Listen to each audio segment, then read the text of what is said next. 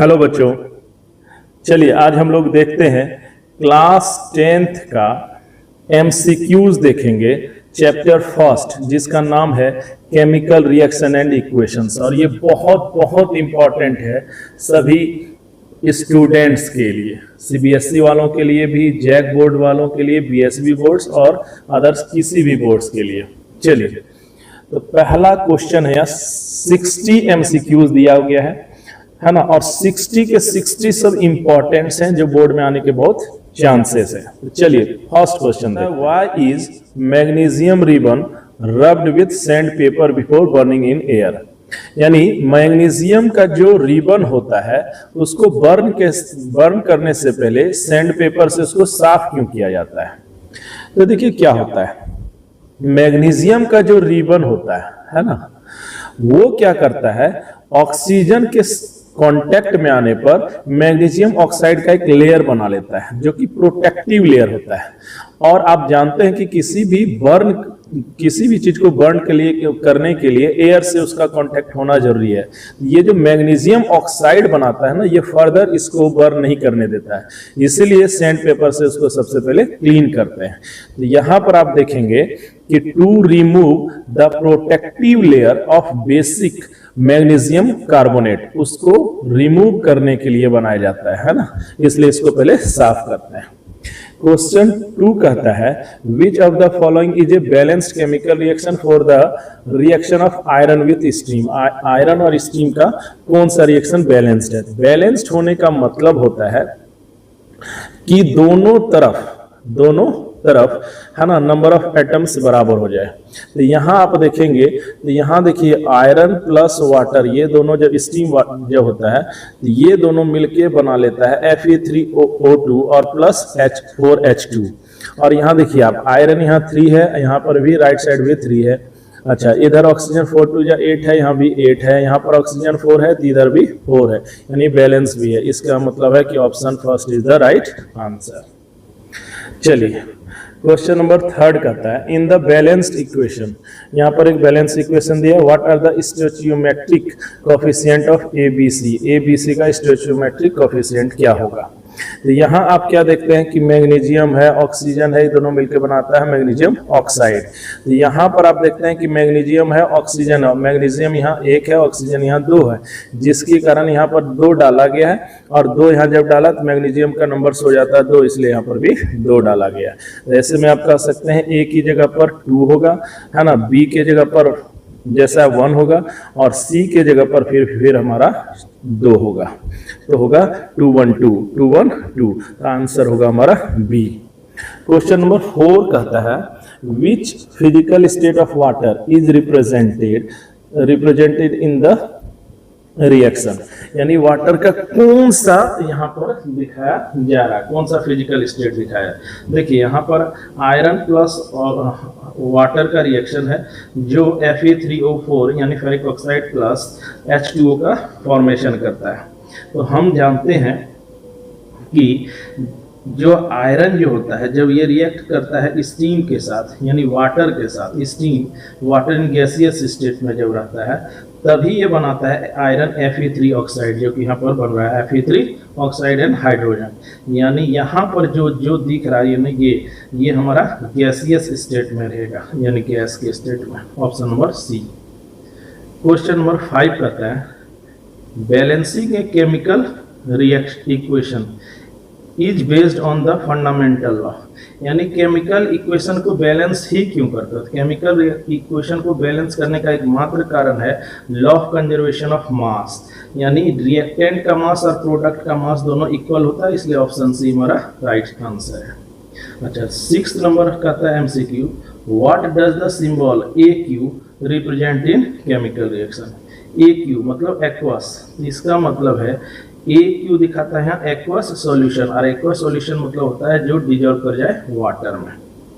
चलिए question number 7 कहता है, which information is not conveyed by a chemical balanced chemical reaction. जो balanced chemical reaction रहता है उसमें क्या नहीं दिखाया जाता है, chemical formula of reactant and product ये तो दिखाया जाता है, तो ये ऑप्शन तो होगा नहीं।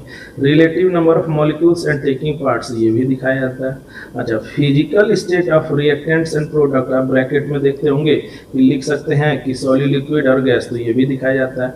जबकि लास्ट वाला जो हमारा ऑप्शन है फिजिबिलिटी या रेट ऑफ रिएक्शन ये नहीं दिखाया था, तो option D is the right answer.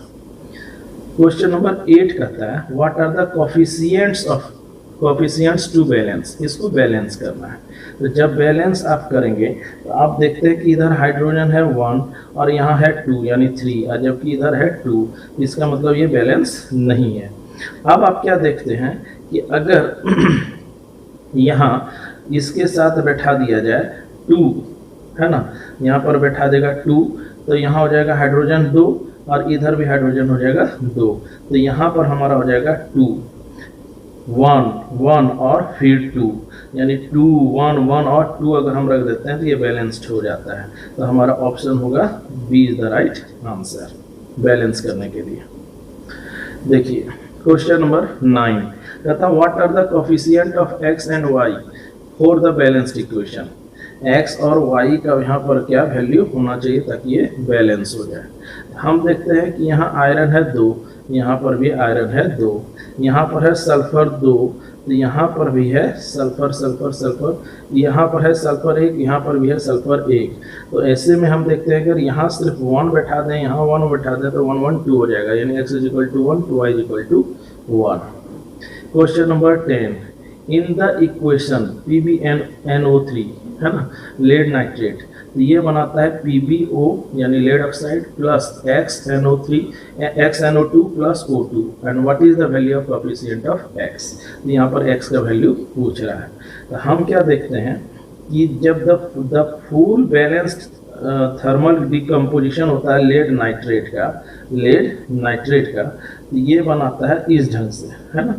तो अब यहाँ पर हम लोग क्या देखते हैं कि यहाँ पर जैसे x का वैल्यू हमको रखना था, तो यहाँ पर देखते हैं NO2 के साथ बैलेंस करने के लिए हमको 4 रखना होगा, तो option C is the right answer lead nitrate के साथ। चलिए मूव ऑन करते हैं क्वेश्चन नंबर 11 कहता है which of the following is a physical change.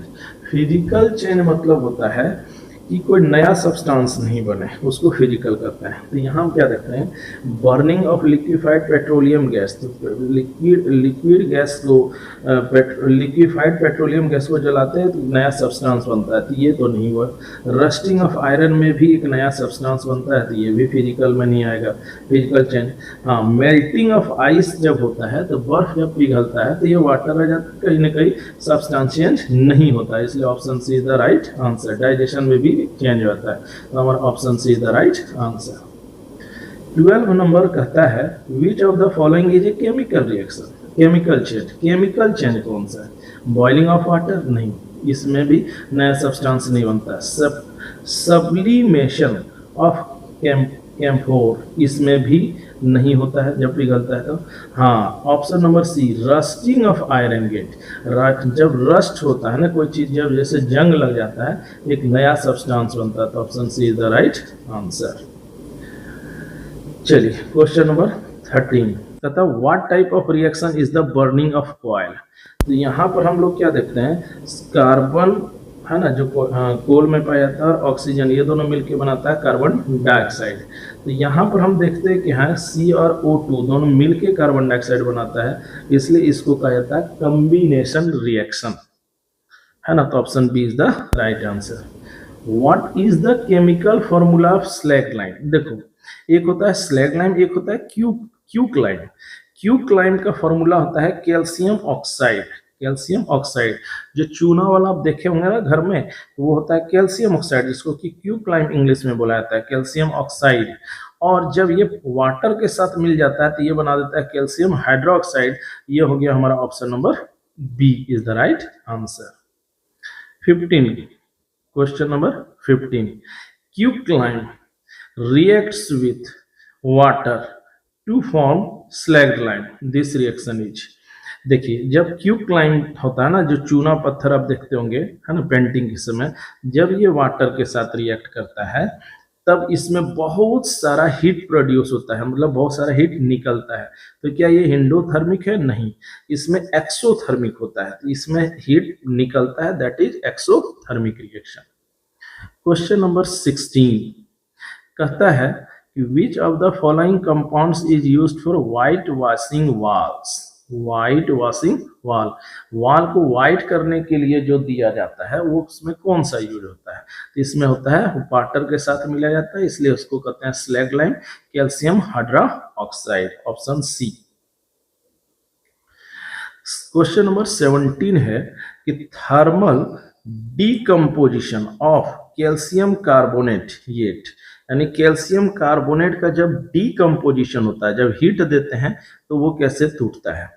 तो हम जानते हैं कि कैल्शियम कार्बोनेट में जब आप हीट प्रोड्यूस करिएगा ना, तो ये कैल्शियम ऑक्साइड बना लेता है क्यूक्लाइन, और कार्बन डाइऑक्साइड बना लेता है। Thus calcium oxide and carbon dioxide are form. तो यहाँ पर हम क्या देखते हैं कि ये कैल्शियम ऑक्साइड बनाता है ना कार्बन डाइऑक्साइड बनाता है। तो option number B is the right answer. Question number 18 है during the electrolysis of water the ratio of hydrogen and oxygen gases collected by volume। जब वाटर का इलेक्ट्रोलाइसिस होता है ना, यानी वाटर का जब इलेक्ट्रोलाइसिस होता है, यानी देखो अब जैसे H2 है, जिसमें इसमें इलेक्ट्रिसिटी पास करेंगे तो 2H2 और O2 बन गया। So 2 volume of hydrogen are produced for every 1 volume of oxygen, यानी अगर ये 1 है तो ये 2 दे देगा। इसका मतलब है इन दोनों का रेशियो हमारा होगा 2:1, यानी हाइड्रोजन हमेशा डबल रहेगा। चलिए मूव ऑन करते हैं। क्वेश्चन नंबर 19 बोलता है eight which electrode oxygen gas released during the electrolysis of water. देखिए एक वाटर है, ठीक है, अब इसका किया गया इलेक्ट्रोलाइसिस, यानी इलेक्ट्रिसिटी वहां से पास किया गया, तो ये तो हाइड्रोजन और ऑक्सीजन में बदलेगा। तो हम क्या देखते हैं कि ऑक्सीजन जो होता है ना वो माइनस चीज है, अब माइनस जो भागेगा वो पॉजिटिव प्लेट की ओर भागेगा जो कि है एनोड, तो वो क्या होता है वो भाग जाता है एनोड की ओर।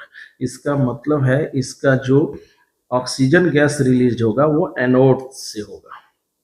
Question number 20 white silver chloride turns grey in sunlight, this is an example of, यानी व्हाइट सिल्वर क्लोराइड जो होता है ये सनलाइट पड़ने पर ये बदल जाता है, white silver chloride turns grey, ये ग्रे में बदल जाता है। तो ये कहता है दिस इज एन एग्जाम्पल है, जैसे AgCl, इसमें जैसे ही सनलाइट पड़ेगा तो ये बदल जाता है Ag यानी सिल्वर और क्लोराइड में। तो हम क्या देखते हैं इसमें ये टूट रहा है, इसीलिए हमारा हो गया फोटोलाइटिक डिकम्पोजिशन, यानी लाइट के थ्रू डिकम्पोज हो गया। फोटो मीन्स लाइट, लाइट के कारण डिकम्पोज हो गया, इसलिए कहता है इसको फोटोलाइट डिकम्पोजिशन। तो option number C is the right answer. Question number है 21 why are silver bromide crystal stored in dark coloured bottom. Silver bromide को है ना उसको रखा जाता है डार्क कलर्ड बॉटल में, क्यों? देखिए सिल्वर ब्रोमाइड क्या होता है, ये लाइट के लिए बहुत सेंसिटिव होता है एंड डिकम्पोज इन सनलाइट, ये सिल्वर ब्रोमाइड तुरंत टूट जाता है, इसलिए सिल्वर ब्रोमाइड डार्क बोतल क्या करता है लाइट को ब्लॉक करता है, इसीलिए है ना फर्दर डिकम्पोजिशन ना हो सके, इसीलिए इसको रखा जाता है। इसीलिए है ऑप्शन नंबर बी यहाँ पर सही है कि टू अवॉइड फोटोलाइटिक डिकम्पोजिशन, यानी फोटो के कारण वो डिकम्पोज कर जाए, इसीलिए option B is the right answer. Question number 22 the reaction used in black and white photography, white and black photography.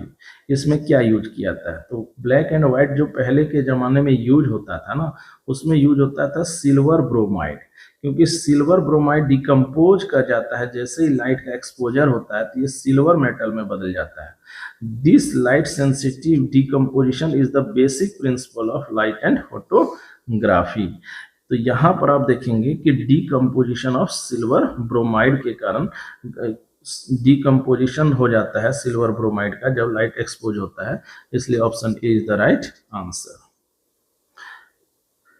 Question MCQ का है 23, कहता है when lead nitrate powder, lead nitrate powder, lead nitrate powder है, इसको जब heat किया जाता है यानी गर्म करते हैं, ठीक है, तब ये बॉइलिंग ट्यूब में boiling in A boiling tube, तो ये ब्राउन फॉर्म्स में बदल जाता है। दिस फॉर्म्स आर, यानी देखो ये है लेड नाइट्रेट, लेड नाइट्रेट को जैसे ही गर्म करेंगे तो ये बदल जाएगा लेड ऑक्साइड और है ना सोडियम डाइऑक्साइड और ऑक्सीजन में। तो ये जो फॉर्म्स बनता है ना, ये फॉर्म्स, ये क्या होता है, ये है nitrogen dioxide gas, nitrogen dioxide, ये ब्राउन कलर का होता है, इसलिए ये होता है लेड, ये होता है हमारा हो गया nitrogen dioxide, nitrogen dioxide.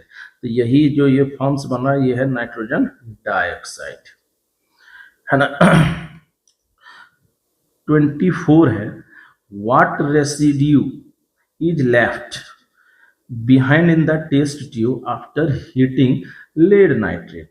Lead nitrate को जब हीट कर देते हैं तो लेड नाइट्रेट PbNO3 जब इसको हीट करते हैं तो ये बदलता है lead oxide plus NO2 plus oxygen. तो यहाँ पर हम लोग क्या देखते हैं कि यहाँ पर ये रेसिड्यू के रूप में बच जाता है, तो ये जो बचता है ना वो होता है yellow lead oxide, yellow lead oxide PbO lead oxide PbO।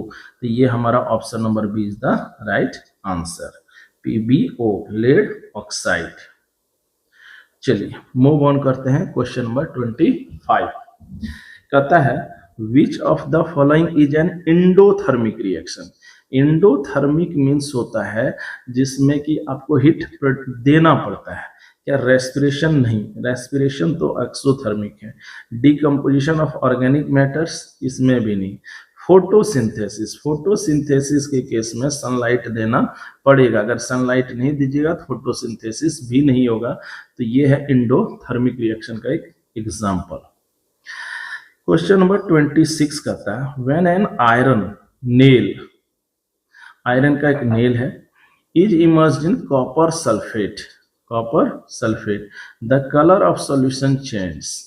तो देखो जब क्या होता है कॉपर सल्फेट में, ये जो यहाँ ब्लू ब्लू दिख रहा होगा, ये इसमें कॉपर सल्फेट में जब आयरन का दे दिया जाता है, आयरन को मिलाया जाता है, तब क्या होता है देखो आयरन प्लस कॉपर सल्फेट, यहाँ पर क्या होता है FeSO4 बना लेता है और कॉपर बनाता है। तो यहाँ पर ये ज्यादा रिएक्शन करता है ना सल्फेट के साथ, आयरन का ज्यादा रिएक्शन होता है इसलिए बनाता है FeSO4।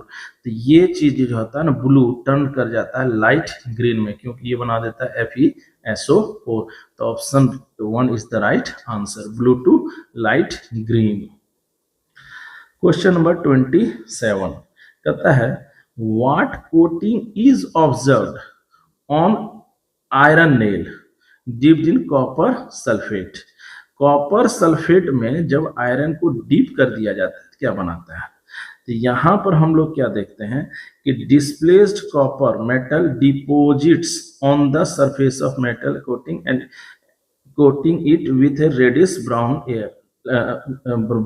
लेयर। देखो जब यहाँ पर CuSO4 में ये डाला जाता है तो FeSO4 बनाता है ये, तो यहाँ जब आयरन वाला चीज जो डाला जाता है ना, ये रेडिश कलर का बन जाता है, क्योंकि कॉपर उसमें क्या होने लगता है जमा होने लगता है। तो इसीलिए हमारा ऑप्शन होगा ऑप्शन सी, है ना, रेडिश ब्राउन। MCQ का क्वेश्चन नंबर 28 है which of the following metal can not displace copper from copper sulphate solution. अब देखिए यहाँ पर है रिएक्टिविटी सीरीज का पूरा खेल है। तो कहता है which of the following metals can not displace copper from copper sulphate. Copper sulphate का एक सॉल्यूशन है, तो कौन इसमें नहीं आएगा। तो यहाँ पर हम लोग क्या देखते हैं, कॉपर से ज्यादा रिएक्टिविटी सबका है। ये अगर ये सब है तो ये सब कॉपर को हटा देगा, लेकिन लास्ट में हम देखते हैं कि Ag है ना। तो Ag यानी गोल्ड, ये सिर्फ सबसे लेस रिएक्टिव होता है। इसलिए सिल्वर जो होता है ना, सिल्वर Ag मतलब सिल्वर, ये जो है अगर रिएक्शन करे कॉपर सल्फेट के साथ तो ये रिएक्ट करके कुछ नहीं कर पाएगा, क्योंकि ये रिएक्टिविटी सीरीज में सबसे लास्ट में है। मूव ऑन करते हैं एमसीक्यू का क्वेश्चन नंबर 29। कहता है when zinc react with dilute sulphuric acid which gas is evolve. देखिए जिंक जब करता है H2SO4 में तो बना लेता है जिंक सल्फेट प्लस हाइड्रोजन, तो इवॉल्व होगा हमारा हाइड्रोजन। तो option B is the right answer. कहता है question number 30, how do you test the presence of hydrogen gas. Hydrogen gas का how do you test the presence of hydrogen gas. Hydrogen gas का presence कैसे test किया जाए। तो hydrogen gas is highly flammable and Burns with a characteristic pop sound with a burning match stick is brought near its mouth. देखो अगर कभी भी हमको पता करना है कि हाइड्रोजन गैस है, तो हाइड्रोजन गैस को, जिसको कि फ्यूचर फ्यूल भी कहा जा रहा है, यहाँ पर एक माचिस का बॉक्स लाना है, ठीक है, लाना है, सिर्फ यहाँ ले आना है, मैच स्टिक ले आना है। जैसे ही लाएंगे तो ये हाइड्रोजन ना तुरंत जल जाएगा। अगर ये हाइड्रोजन इसमें है तो ये जल जाएगा और एक पॉप अप साउंड देगा। तो ये क्या करेगा, it burns with a pop up sound, इसलिए option B is the right answer. चलिए मूव ऑन करते हैं क्वेश्चन नंबर 31। कहता है what happens when sodium sulphate solution is mixed with barium oxide. देखिए सोडियम सल्फेट और बेरियम क्लोराइड अगर दोनों रिएक्शन करता है तो डबल डिस्प्लेसमेंट रिएक्शन होगा क्या कि सोडियम चला जाएगा क्लोरीन के साथ, यानी ये बना लेगा NaCl, जैसा कि यहाँ बन गया है। और ये जो बेरियम है ना, ज्यादा रिएक्टिविटी है सल्फेट के साथ, तो ये बोलेगा barium sulphate. Barium sulphate white type का प्रेसिपिटेटेड है, और जबकि ये बना लेगा NaCl। ऐसे में इसका ये क्या करेगा, a white precipitate of barium sulphate is form. Barium sulphate का कैसा बना लेगा, एक सफेद सा बना लेगा, इसलिए option is the right answer. MCQ का 32 क्वेश्चन है, any reaction that produces an insoluble solid precipitate is called। देखिए अगर कोई रिएक्शन हो रहा है और एक इनसॉल्युबल सॉलिड बना रहा है प्रेसिपिटेट, तो इसको कहता है प्रेसिपिटेशन रिएक्शन। चलिए तो option A is the right answer. Question number 33 ये है कि when potassium iodide is added to lead nitride, potassium iodide के साथ क्या जुड़ जाए, lead nitride, what is the colour of the precipitated form. तो जब पोटेशियम आयोडाइड के साथ पोटेशियम नाइट्रेट हो जाता है तब ये हमको बना लेता है PbI2, यानी येलो प्रेसिपिटेट बना लेता है, येलो प्रेसिपिटेट बना लेता है। और इसका जो तब कलर होता है ये होता है येलो कलर का, इसलिए ये बना लेगा option B is the right answer. A double displacement reaction involves, double displacement जैसे यहाँ है AB और CD, तो ये क्या करता है, चला जाए D के साथ और C आ जाए B के साथ, तो AD बना ले और CB बना ले, यानी exchange of ions between two compounds. तो option B is the right answer, है ना। MCQ का 35 question, a thermite reaction used to join railway tracks involves the reaction of iron 3 oxide। तो देखिए यहाँ पर क्या है कि थर्मिट रिएक्शन जो कि रेलवे ट्रैक को जोड़ा जाता है, involves the reaction of iron 3 oxide किसके साथ रिएक्शन करता है, तो आयरन 3 ऑक्साइड रिएक्शन करता है एल्युमिनियम के साथ। तो थर्मिट रिएक्शन जो रेलवे ट्रैक को जोड़ने में जो होता है, एल्युमिनियम को जोड़ा जाता है एल्युमिनियम को जोड़ा जाता है FeO3 यानी है ना, यानी यहाँ पर हो गया हमारा आयरन 3 ऑक्साइड के साथ एल्युमिनियम को जोड़ के ये बनाया जाता है। चलिए क्वेश्चन नंबर हो गया 36। Oxidation is a process which involves, oxidation एक प्रोसेस है जो कि इसमें क्या इन्वॉल्व होता है, ऑक्सीडेशन में होता है एडिशन ऑफ ऑक्सीजन। किसी भी चीज में अगर ऑक्सीजन जुड़ जा रहा है तो इसको हम लोग ऑक्सीडेशन कहते हैं। तो oxidation is the addition of oxygen और रिमूवल ऑफ हाइड्रोजन होता है, यानी हमारा हो गया ऐड करना है, तो option C is the right answer. चलिए क्वेश्चन नंबर 37 MCQ। रिडक्शन फिर क्या होता है, रिडक्शन ऑक्सीडेशन का जस्ट उल्टा होता है। इसमें क्या होता है, इसमें हाइड्रोजन जुड़ता है और ऑक्सीजन रिमूव हो जाता है, तो एडिशन ऑफ हाइड्रोजन। तो ये हो गया एडिशन ऑफ हाइड्रोजन यानी gain of hydrogen. Question number 38 कहता है इन द रिएक्शन CuO यानी कॉपर ऑक्साइड और प्लस हाइड्रोजन, ये दोनों बनता है तो Cu और प्लस H2O, विच H2O बनाता है। कहता है which substance is oxidise, oxidise मतलब होता है ऑक्सीजन का जुड़ना। तो हम लोग क्या देखते हैं कि यहाँ था ये हाइड्रोजन H2 और ये जाके बन गया H2O, इसका मतलब ऑक्सीडाइज तो ये हो गया क्योंकि इसके साथ ऑक्सीजन आ गया, इसलिए हमारा option B is the right answer H2। Question number 39 कहता है in the reaction CuO plus H2 और ये बना लिया ये, which substance acts as oxidising agent, agent मतलब कौन ऑक्सीडाइज करा रहा है। तो देखिए ऑक्सीडेशन भले हाइड्रोजन का हो रहा है तभी तो ये ऐड करके H2O बना रहा है, लेकिन करने वाला इसको कौन रहता है, CuO है, इसलिए कॉपर ऑक्साइड यहाँ पर हो जाएगा एजेंट के रूप में, ऑक्सीडाइजिंग एजेंट। याद रखिएगा ऑक्सीडेशन जिसका होता है ना उसके बगल वाला में जो रहेगा वही एजेंट का काम करता है। चलिए तो मूव ऑन करते हैं क्वेश्चन नंबर 40। कहता है identify the substance reduced in the following reaction. Reduction means क्या था, रिडक्शन मीन्स होता है एडिशन ऑफ हाइड्रोजन और रिमूवल ऑफ ऑक्सीजन। तो यहाँ पर देखते हैं ZnO जिंक ऑक्साइड जब कार्बन के साथ बनाता है तो जिंक बनाता है और कार्बन मोनोऑक्साइड बनाता है। तो हम क्या देखते हैं कि ZnO है, यहाँ से ये ऑक्सीजन, यहाँ से ऑक्सीजन क्या हो गया हट गया और ये बना लिया जिंक, यहाँ रिमूवल हो रहा है, तो रिमूवल हो रहा है इसलिए यहाँ पर हुआ इसका रिडक्शन, तो ZnO का हो रहा है यहाँ पर। चलिए मूव ऑन करते हैं क्वेश्चन नंबर 41। कहता है कि इन the reaction MnO magnesium oxide plus HCl hydrochloric acid ये बनाता है MCl2 और 2H2 प्लस Cl2। तो कहता है विच सब्सटेंस इज रिड्यूस्ड, इसमें रिडक्शन किसका हो रहा है, तो रिडक्शन मीन्स होता है रिमूवल ऑफ ऑक्सीजन। तो हम क्या देखते हैं कि यहाँ पर MnO2 था, यहाँ पर ये बदल गया है MnCl2 में। तो हम लोग क्या देखते हैं कि यहाँ पर ऑक्सीजन हट चुका है यानी रिमूव कर चुका है, इसीलिए रिडक्शन की जहां तक बात होगी कि तो MnO2 का हुआ मैग्नीशियम डाइऑक्साइड का, है ना, मैग्नीज डाइऑक्साइड का। तो option number B is the right answer. कहता है question number 42 a reaction in which oxidation and reduction occur simultaneously, यानी ऑक्सीडेशन और रिडक्शन दोनों एक साथ हो जाए तो उसको क्या कहते हैं, तो इन दोनों को कहा जाता है जब दोनों हो तो रिडॉक्स रिएक्शन।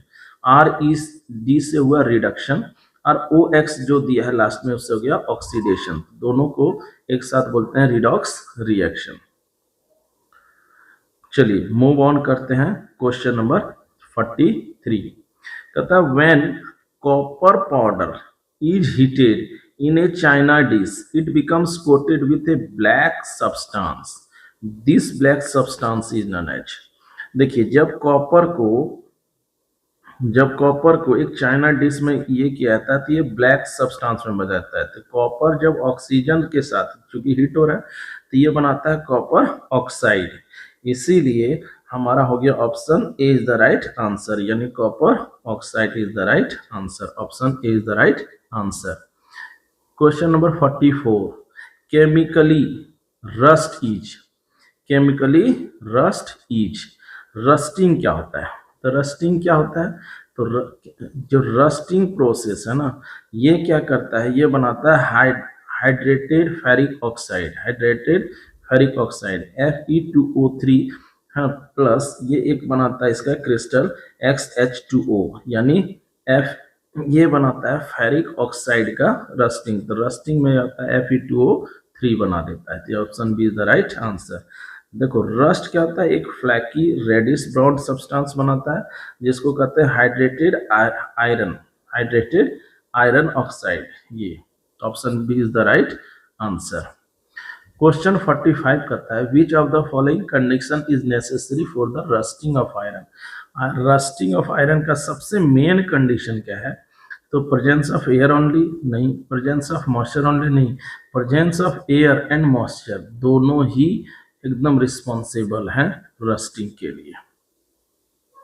चलिए तो मूव ऑन करते हैं। क्वेश्चन नंबर 46 बोलता है what colour of coating is formed on silver article when they corrode tarnish. जब सिल्वर का जो कोई भी चीज होता है, आर्टिकल्स होता है, तो व्हेन दे कोरोड टर्निश, तो ये क्या होता है?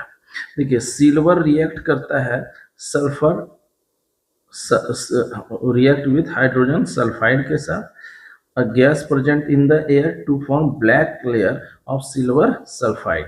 देखो होता क्या है कि सिल्वर जो होता है एयर में मौजूद होता है हमारा हाइड्रोजन सल्फाइड, उसके साथ रिएक्ट करके बनाता है सिल्वर सल्फाइड। तो ये बनाता है Ag2S, Ag2S, और ये बन जाता है ब्लैक कलर का। तो option B is the right answer. Question number 47 what is the colour of coating form of on a copper articles due to corrosion. जो कॉपर का आर्टिकल होता है ये कोरोजन के बाद ये जो बनाता है ये ग्रीन टाइप का बन जाता है, इस तरह से ग्रीन बना लेता है, यानी कॉपर का आर्टिकल ना ग्रीन कलर का कोटेड बना लेता है। तो option number C is the right answer. चलिए मूव ऑन करते हैं। क्वेश्चन नंबर 48 कहता है, क्वेश्चन नंबर 48 ये कहता है कि fatty and oily food, fatty and oily food becomes rancid when expose to air due to. Rancidity जो होता है फूड का, खट्टापन जिसको आप हिंदी में समझ सकते हैं, वो किस वजह से होता है?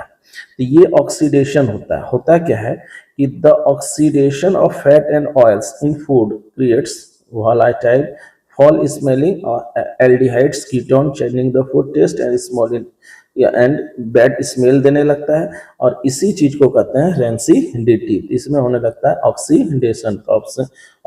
Option number C is the right answer.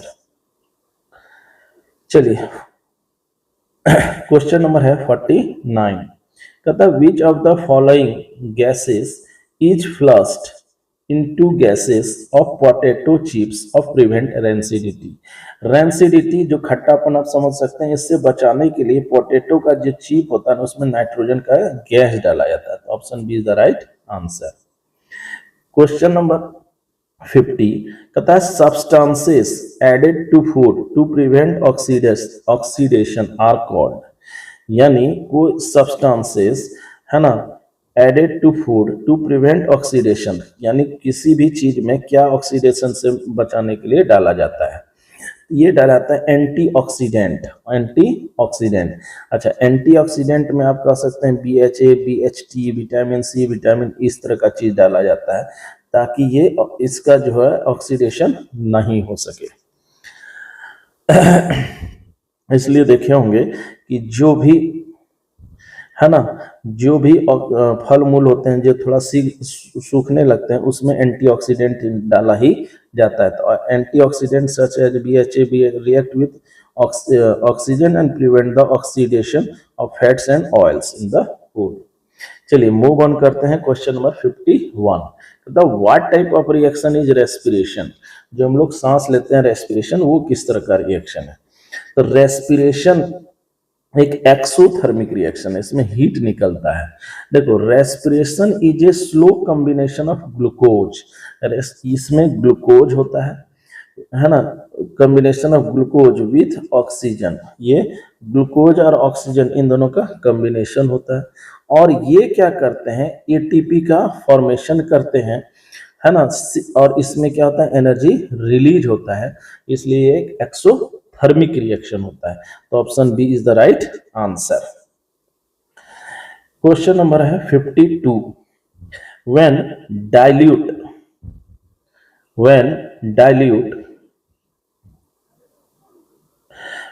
dilute hydrochloric acid is added to iron fillings, what happens?